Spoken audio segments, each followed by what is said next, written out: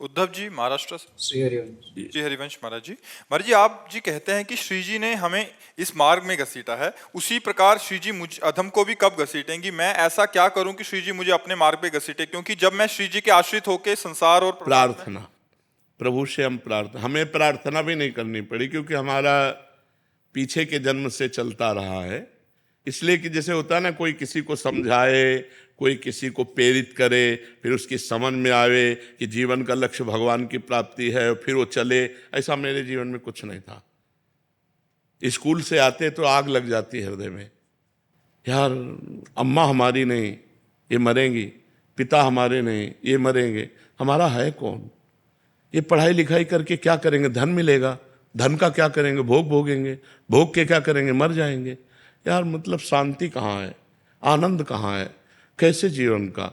बस इसी प्रश्न ने, किसी ने हमको नहीं समझाया, इसी प्रश्न ने कहा भागो भागो, ये पूर्व जन्म का भजन ना, भागो।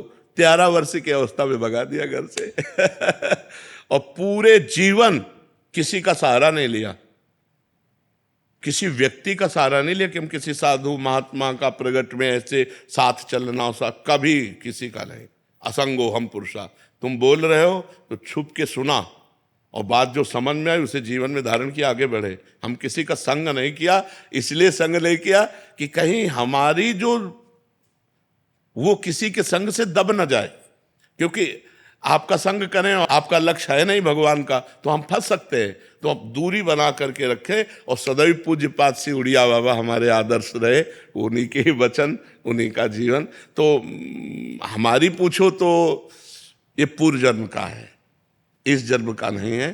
पूर्व जन्म से हमें जो संपत्ति मिली थी उसी ने हमको घसीटा है। अब जैसे आप लोग हो, ये कृपा हुई है कि सत्संग सुनकर भगवत मार्ग में चलने की भावना बनी है। सत्संग सुनकर ये कृपा होती।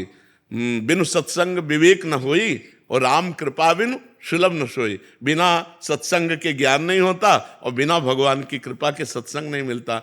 लेकिन पूर्व जन्म का जो जैसे ध्रुव जी थे, बाल्यावस्था में 5 वर्ष में निकल पड़े घर से और 6 महीने में भगवत साक्षात्कार कर लिया। ये मथुरा में आके मधुपुरी में 6 में, तो क्या ध्रुव जी को 6 महीने में भगवान मिल गए? नहीं, पूर्व जन्म में भारी तपस्या की, 6 महीने रह गए थे पूर्णता में, तो 6 महीने में पूर्णता में हो गया। अब जैसे 1-2 लोगों ने कहा कि हम आप जैसा बनना चाहते हैं, हम भाई ये तो हम वादा नहीं कर सकते कि तुम प्रेमानंद बन सकते हो, क्योंकि भगवान के यहाँ ढांचा अलग है। आप जैसा ढांचा नहीं है, आप जैसा ढांचा नहीं, आप अकेले हैं। पूरे भारत में आप देख लीजिए, कुछ ना कुछ फर्क पड़ेगा। कितने ढांचे हमारे प्रभु के पास, आप सोचो। तो अच्छा, प्रेमानंद बनने के लिए वो सामग्री चाहिए जो बचपन में हमको पूर्व में भगवान की कृपा से मिली। उस सामग्री से अकेले भागना, और कितना कष्ट सहा है पूरे जीवन में, तुम्हें कैसे बताएं। जैसे कोई चल रहा हो, मेहनत कर रहा हो, तो कोई स्याबास बोल दे तो अच्छा लगता है ना, और उसे गाली दे करके उसको निराश कर दे तो प्रायः निराशा ही मिली है।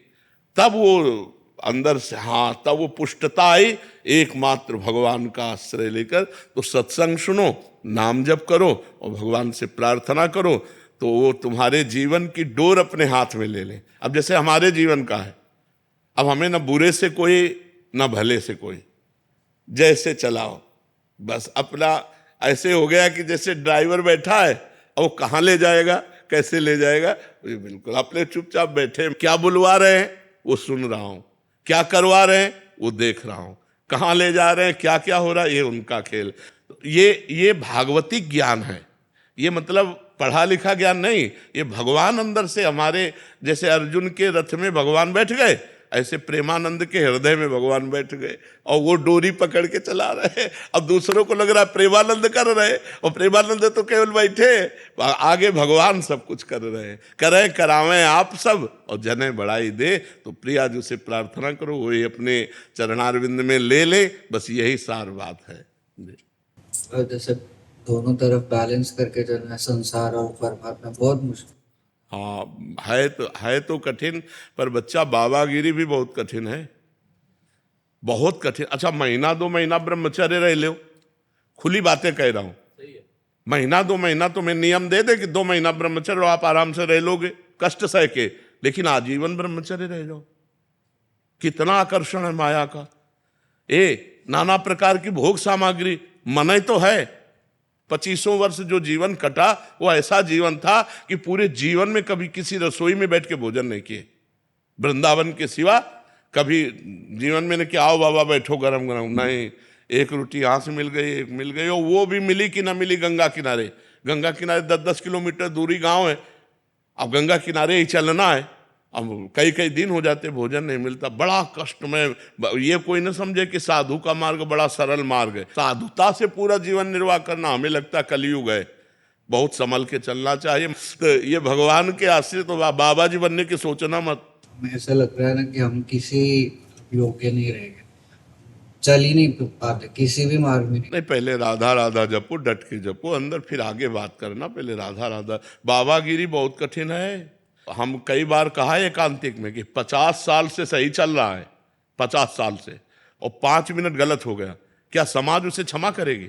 सब लोग कहेंगे फ्रॉड है, नहीं। और बेचारा 50 साल जलता रहा, 5 मिनट फिसल गया तो कोई क्षमा नहीं करेगा। इसलिए बाबागिरी बहुत कठिन बात है, बहुत। जी।